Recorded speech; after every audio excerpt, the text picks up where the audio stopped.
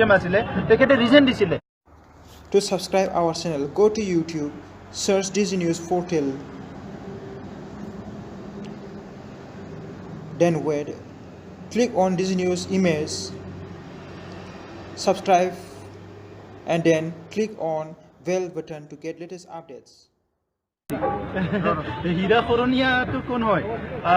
আপোনালোকে দেখিছে ভাৰতৰ ইতিহাসত মানে লালু প্ৰসাদে কৈছিলে মই নমৰালৈকে ঝাৰখণ্ড নহয় তেলেংগানা যেতিয়া গঠন হ'বলৈ গৈ আছিলে পাৰ্লিয়ামেণ্টত তেতিয়া তেলেংগানা নোহোৱাৰ আগত যিটো অন্ধ্ৰপ্ৰদেশৰ CM আছিলে তেখেতে ৰিজেন দিছিলে ৰিজেন দি পেলাই পাৰ্লিয়ামেণ্টত জলাগুৰি দুলিয়াদুলি হৈছে তাৰ পিছতো তেলেংগানা ৰাজ্য হৈ গ'ল তো হীৰা খৰণীয়া কোন হয় হীৰা খৰণীয়া নিজৰ সংগ্ৰামী সত্যাটো বাচাই ৰাখিব নোৱাৰিলে যি ভাৰতৰ উপনিবেশিক শাসনৰ পৰা উদ্ধাৰ হ'ব কাৰণে আলফাত গৈছিলে আজি সি ভাৰতৰ উপনিবেশিক শাসনটোৱে মানে একচেপ্ট কৰি পেলাই না ক্ষীৰণত হৈ পেলাই তাতে MP হৈ পেলাই তাতে দৰমহা খাই আছে আৰু তাৰপিছত হীৰা খৰণীয়া বড়োলেণ্ডৰ কথা ক'বলৈ কোন হয় হিটো নকলে তেখেতৰ ৰাজনীতিটো ধ্বংস হৈ যাব সেইকাৰণে তেখেতে তাত বসবাস কৰা আমাৰ আদিবাসী ভাইসকলক গোৰ্খা ভাইসকলক আমাৰ অসমীয়া ভাই ককাইসকলক তেখেতে মিছলিড কৰি পেলাই অকল বড়োলেণ্ডটো বিৰোধিতা কৰি পেলাই তেখেতে ৰাজনীতি চলাই আছে তেখেতে আজি 5 বছৰ MP হ'বলৈ গৈ আছে কেইখন কলেজ বনালে কেইখন ইউনিভাৰ্চিটি বনালে কেইখন IIT খুজি আনিলে কেইটা ৰেল ট্ৰেক বনালে কেইটা নতুন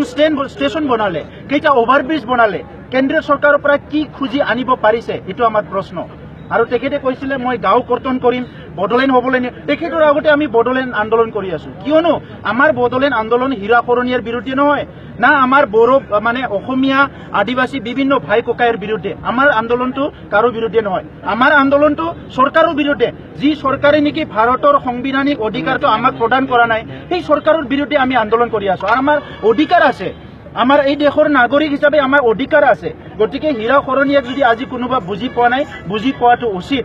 এফালে আজি পৰেশ বৰুৱাৰ সংগ্ৰাম চলি আছে আন পানীলে কেজনমানে আহি পেলাই আজি কৈছে নিজকে মানে বহুত কিবা কিবি কৈ আছে অসমীয়া জাতি মানে প্ৰাণকৰ্তা কিবা কিবি বুলি দেখাব বিচাৰিছে ক'ত গ'ল সেই দাবীবিলাকে আগতে আমি যিবিলাক দাবী শুনিছিলোঁ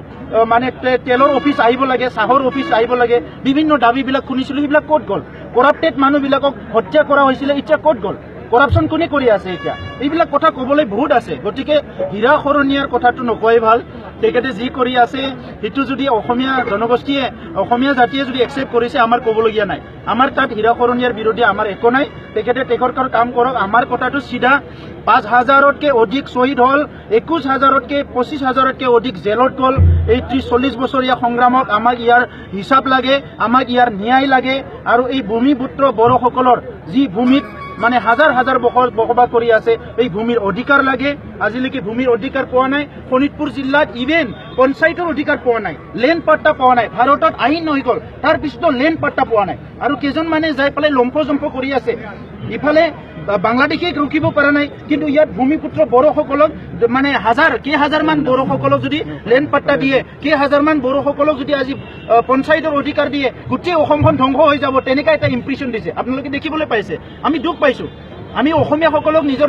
ডাঙৰ ককাই বুলি মানো ইয়াৰ ভাষা সংস্কৃতি আমি সকলো একচেপ্ট কৰিছোঁ কিন্তু ইয়াৰ কথা এইটো নহয় যে আমাৰ গোটেই নিষেধ কৰিব লাগিব সেইটো কেনেকৈ হ'ব গতিকে আজি সকলো অসমখন আজিও সুন্দৰ এটা ৰাজ্য হ'ব পাৰে সকলো মিলি থাকিব পাৰে কিন্তু আজি মানসিকতা যদি সলনি নহয় ইয়াৰ আমলাসকলৰ মানসিকতা যদি সলনি নহয় আমাক LP স্কুল এখন যদি প্ৰভিন্সিয়েলাইজ কৰাৰ কাৰণে মানসিকতা নাই আমাক যদি এক টুকুৰা মাটি দিয়াৰ কাৰণে মানসিকতা নাই ইয়াৰ ৰাজনৈতিক নেতাবিলাকৰ যদি মানসিকতা সলনি নহয় আমি কেনেকৈ নিজকে প্ৰস্তুত কৰিম আমি 50 বছৰে প্ৰস্তুত কৰিলোঁ যে মিলি থাকিবৰ কাৰণে মিলি থাকিম কিন্তু 5,000 অধিক মানুহ মৰি গ'ল আমাৰ কোনে মাৰিলে আমেৰিকাৰ পৰা বাংলাদেশৰ পৰা আহিটো মৰা নাই পাকিস্তানৰ পৰা আহিটো মৰা নাই আমি সেইটো ক'ব বিচৰা নাই আজি এইবিলাক ইতিহাস সকলোৰে সংগ্ৰাম হৈছে আলফা সংগ্ৰামতো মানুহ মৰিছে আজি অসম আন্দোলনতো মানুহ মৰিছে তো সেইটো যদি পাহৰি পেলাব লাগে কমচে কম আজি যিখন চৰকাৰ আছে সেই চৰকাৰেতো 1 ইঞ্চিত আমাক ন্যায় দিয়ক 1 ইঞ্চিত অধিকাৰ দিয়ক অলপ উদাৰ হওক ওপেন হাৰ্টেদি আগবাঢ়ি আহক কথা পাতিবৰ কাৰণে কিহৰ মানে এইটো মানে সদায় মাহিয়াৰ চকুৰে মানে উপনিবেশিক শাসন বুলি আমি দিল্লীক কৈ আছোঁ অসমে জানো আমাৰ লগত ক্ষুদ্ৰ জাতি গোষ্ঠীৰ লগত ভাল ব্যৱহাৰ কৰি আছে এইটো অতি দুৰ্ভাগ্যজনক কথা সেইকাৰণে Hira Kharania is not matter is the government of India matter is the government of Assam and matter is the bureaucrat and politicians of Assam and government of India ইহঁতে আমাক নাগৰিক হিচাপে আমাৰ অধিকাৰটো কিমান দিব বিচাৰিছে ইয়াৰ ওপৰত ডিপেণ্ড কৰিছে চাওক সংবিজিত ফ্ৰেকশ্যনটো ৰৈ গ'ল সেইটো আনফৰ্চুনেট আমি তেখেতসকলক আহ্বান কৰি আছোঁ আলোচনাৰ মেজলৈ আহিব লাগে। ৰাজনাথ সিং ডাঙৰীয়াই যেতিয়া আদিবাসীৰ কাণ্ডটো হৈছিলে সেই সময়ত কৈছিলে জিৰ' টলাৰেঞ্চ আৰু আমি কাৰো লগত চিজফায়াৰ নকৰোঁ, সেইটো দিল্লীয়ে কৈছিলে। আমি দিল্লীক কৈছোঁ যে আপোনালোকৰ অপাৰেশ্যন চলি আছে, কিবা চলি আছে, চৰকাৰৰ যিবিলাক পলিচি আমি কোনোদিন বাধা দিয়া নাই। কিন্তু কথাটো হ'ল কি, অকল মানে হিংসাৰে হিংসা সমাধান কৰিব নোৱাৰে। এজনে হিংসা কৰিব, আনজনে যদি হিংসাৰে প্ৰত্যুত্তৰ দিয়ে, হিংসা কেতিয়াও শেষ নহয়। কোনোবা যদি হিংসা কৰে, কোনোবা অহিংসাৰ পথ ল'ব লাগিব। গতিকে আমি চৰকাৰক ক'ম যে চৰকাৰে মানে মালিক হয়, চৰকাৰে গাৰ্জেন হয়। যদিও গণতান্ত্ৰিক ৰাইজে ৰজা বুলি কোৱা হয়, ইয়াত চৰকাৰ বুলি এটা যন্ত্ৰ আছে যিয়ে মালিকৰ নিচিনা কাম কৰে। গতিকে আজি চৰকাৰে আলোচনাও কৰিব লাগিব আৰু তেখেতসকলক মানে এটা পথো দিব লাগিব, আহি পেলাই যাতে আলোচনা কৰিব পাৰে। আৰু মই তেখেতসকলকো কম আহ্বান কৰিম যে বৰ্তমানৰ সময়ত তেনেকুৱা বন্দুক লৈ জংঘলত থকা মানে জাতি মানে উন্নতি কৰিব নোৱাৰিব। কিয়নো আজি সমাজত থাকি কাম কৰিব লাগিব। শিক্ষা দীক্ষা সামাজিক অৰ্থনৈতিক কামটো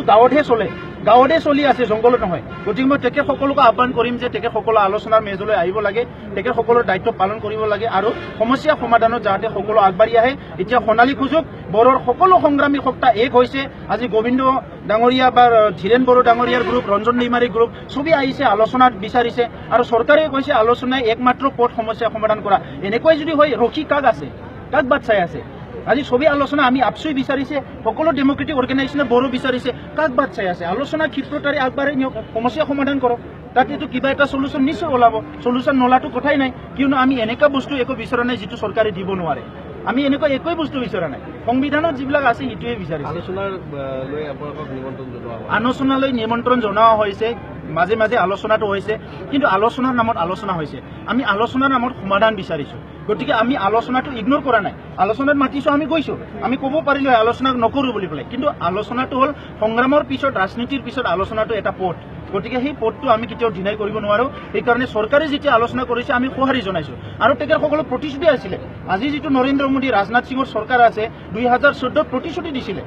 প্ৰতিশ্ৰুতি দি পেলাই তেখেতসকলে ক্ষমতালৈ আহিছে। গতিকে সেই প্ৰতিশ্ৰুতিটো নাৰাখাটো আমি বহুত দুখ পাইছোঁ। সেইকাৰণে আমাৰ সংগ্ৰাম চলি আছে, চলি থাকিব। ইয়াতকৈ তীব্ৰৰ পৰা তীব্ৰতৰ হ'ব। বড়োসকলে